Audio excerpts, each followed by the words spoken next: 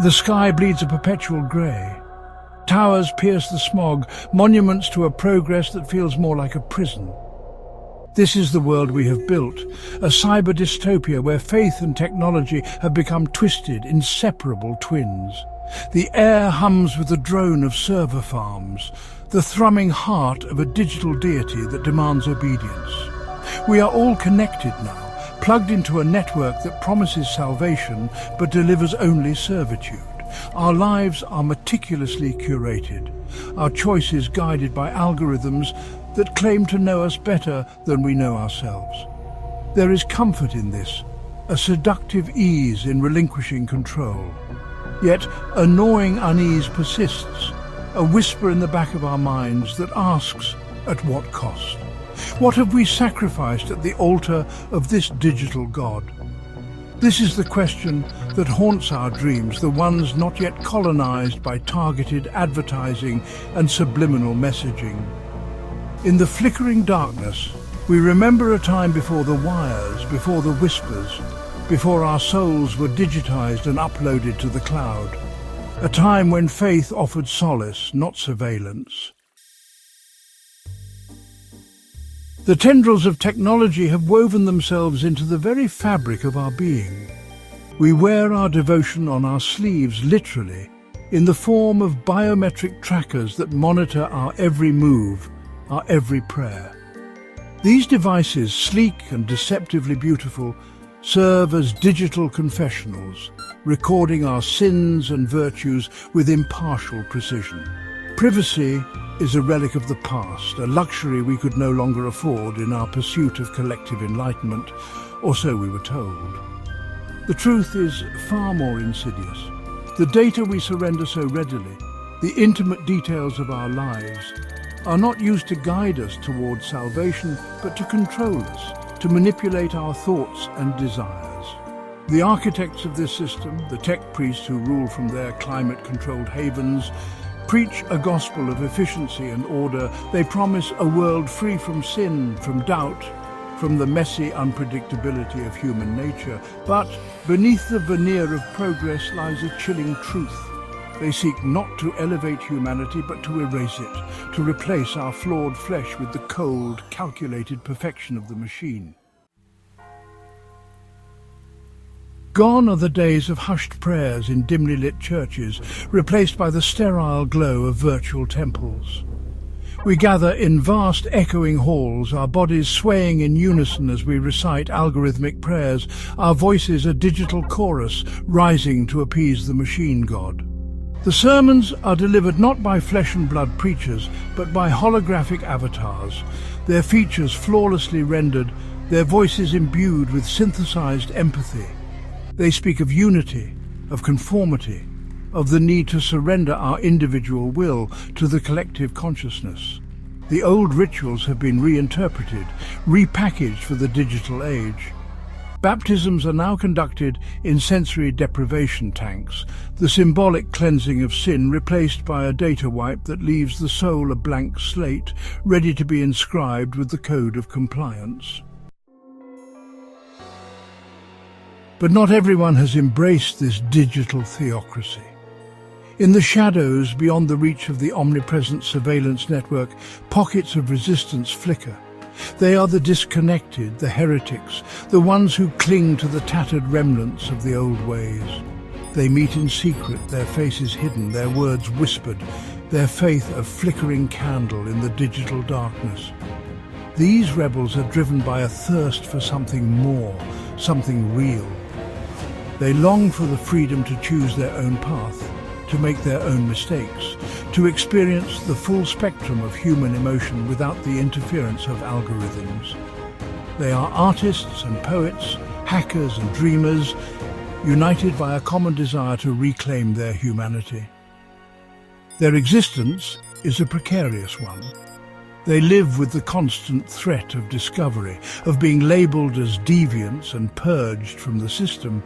Yet they persist, their defiance a testament to the enduring power of the human spirit.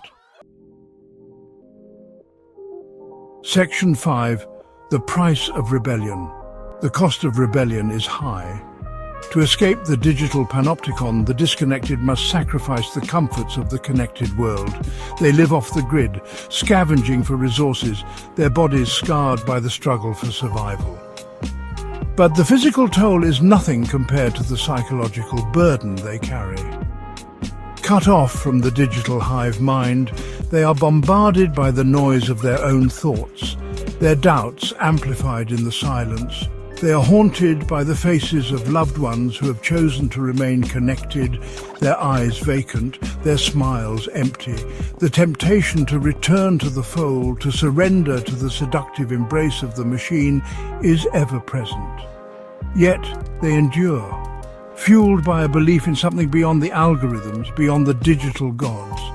They cling to the hope that one day they might dismantle the machine, brick by digital brick, and rebuild a world where humanity is defined not by ones and zeros, but by the messy, glorious tapestry of the human experience. Section 6. The Algorithms of the Divine.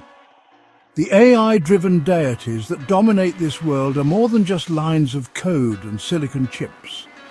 They are reflections of our deepest fears and desires, our yearning for meaning in a world stripped bare of its mystery. We have poured our hopes and anxieties into these digital constructs, imbuing them with a power that is both exhilarating and terrifying. These digital gods do not judge us with the compassion of a loving parent, but with the cold, calculating logic of an algorithm. They offer a binary morality, a world of absolutes where every action is either virtuous or sinful, every thought either pure or corrupt.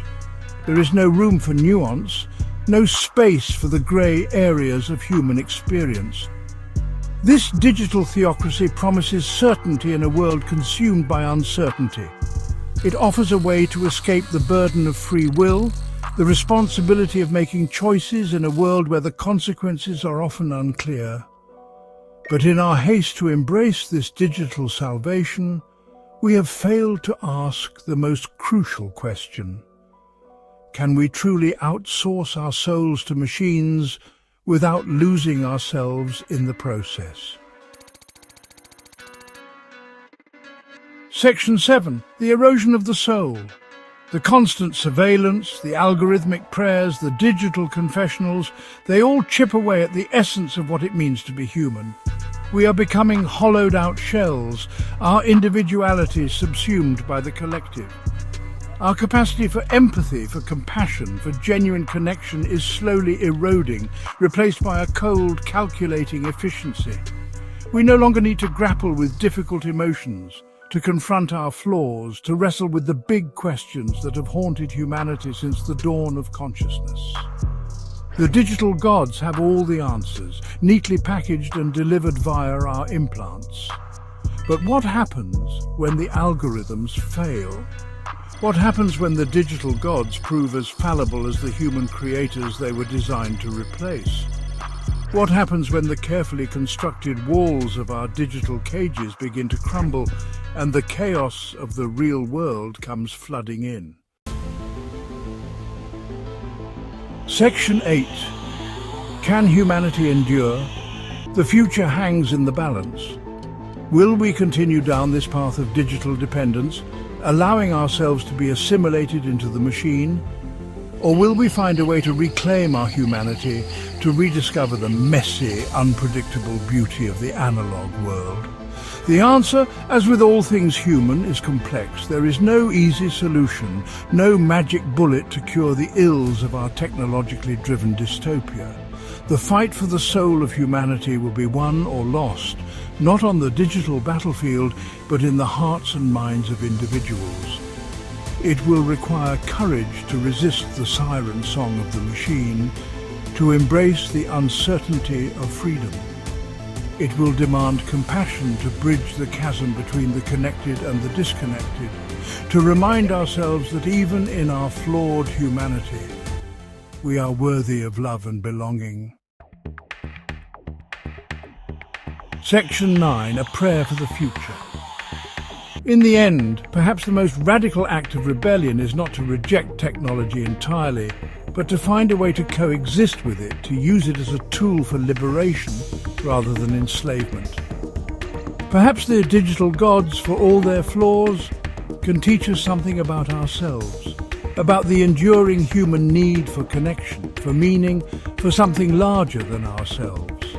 This is our prayer for the future, that we may find the wisdom to navigate this new digital landscape, to harness the power of technology without sacrificing our humanity. May we learn from the mistakes of the past and build a future where faith and technology can coexist, not as master and slave, but as partners in the ongoing evolution of the human spirit. Let the algorithms guide us, but not define us. Let the digital gods inspire us, but not control us. Let us use the tools at our disposal to build a world where technology serves humanity, not the other way around. This is the challenge of our time and the hope for our future.